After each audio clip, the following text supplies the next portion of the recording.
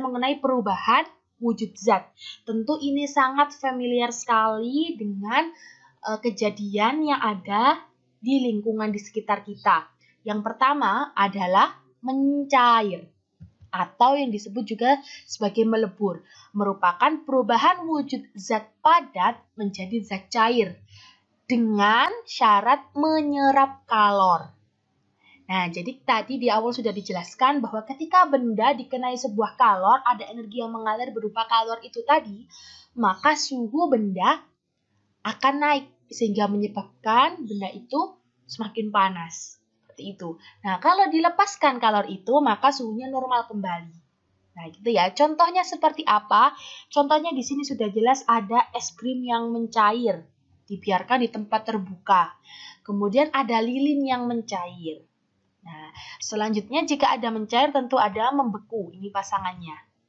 Membeku merupakan perubahan wujud zat cair menjadi zat padat dengan cara melepas kalor. Jadi kalau kalornya dilepas, cairnya tadi bisa menjadi padat. Nah, contohnya yaitu pada es batu, pembuatan es batu yang awalnya itu bersifat cair, air yang cair dimasukkan ke dalam freezer dengan suhu yang relatif rendah di freezer tadi, maka lama-kelamaan akan membeku. Contoh lainnya adalah saat kita membuat agar-agar. Agar-agar yang cair saat dipanaskan dalam kompor, kemudian kita saat sudah matang, kita letakkan dalam wadah, kita biarkan di tempat terbuka. Lama-kelamaan juga akan membeku atau padat menjadi padat. Seperti itu. Selanjutnya ada menguap, yaitu perubahan wujud dari zat cair menjadi gas dengan cara menyerap kalor. Contohnya pada saat memanaskan air. Pada saat memanaskan air kan cair. Kemudian saat mendidih tentu kan ada uapnya. Nah, uapnya itu merupakan contoh dari peristiwa menguap karena ada penyerapan kalor. Selanjutnya ada mengembun. Perubahan wujud dari gas menjadi zat cair dengan cara melepas kalor. Contohnya, kita bisa lihat pada di pagi hari.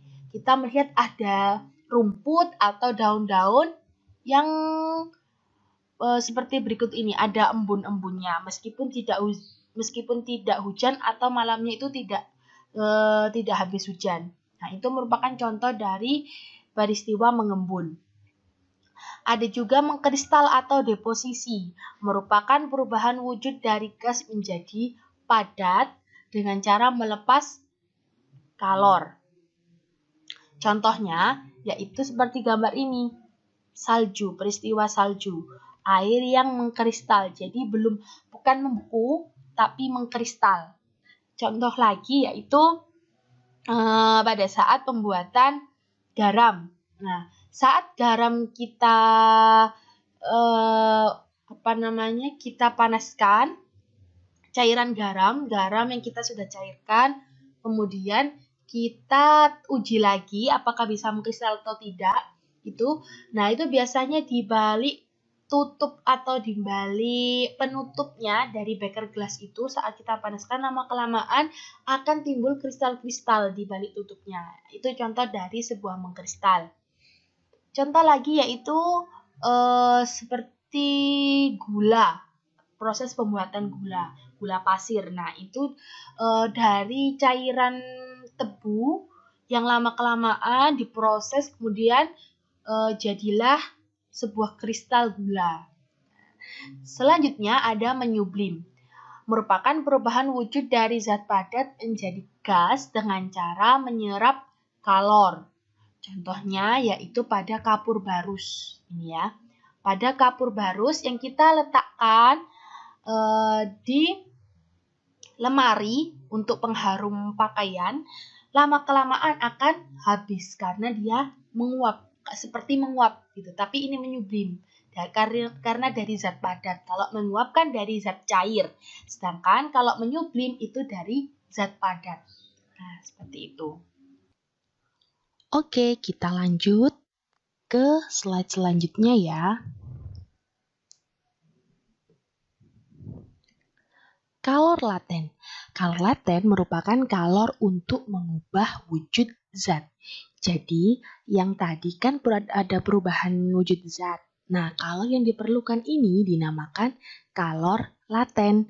Nah, kalor laten sendiri itu ada dua macam, yaitu ada kalor penguapan, disimbolkan dengan huruf U, dan juga ada kalor lebur, disimbolkan dengan huruf L. Nah, satuannya yaitu Joule per kilogram. Nah, setiap benda memiliki kalor uap dan juga kalor lebur yang berbeda-beda. Contoh soalnya yaitu berapa kalor yang dibutuhkan untuk meleburkan 5 kg air dalam keadaan beku atau es batu. Jika kalor lebur airnya yaitu 336.000 Joule per kilogram.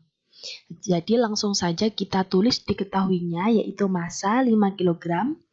Kalor lebur air kita simbolkan dengan L air yaitu 336.000 Joule per kilogram. Kita singkat menjadi 3,36 kali 10 pangkat 5. Yang ditanyakan adalah Q, yaitu berapa kalor yang diperlukan. Seperti itu. Langsung karena di sini adalah ada kalor leburnya, jelas menggunakan rumus Q sama dengan M kali L. Kita masukkan massanya 5 kg, kemudian L-nya, L air, kita masukkan. Kemudian 5 kita kalikan 3,36, ketemu 16,8 kali 10 pangkat 5. Kita buat dua angka di belakang koma, yaitu 1,68 kali 10 pangkat 6 Joule. Jadi kalor yang diperlukan untuk meleburkan 5 kg air yaitu 1,68 kali 10 pangkat 6 Joule. Nah, sampai di sini paham? Oke, sahabat Cita, itu tadi merupakan penjelasan kalor mengenai perubahan suhu dan juga perubahan wujud zat yang di dalamnya juga menjelaskan mengenai bagaimana cara kita mengetahui banyaknya kalori yang diserap atau kalori yang dilepaskan. Seperti itu.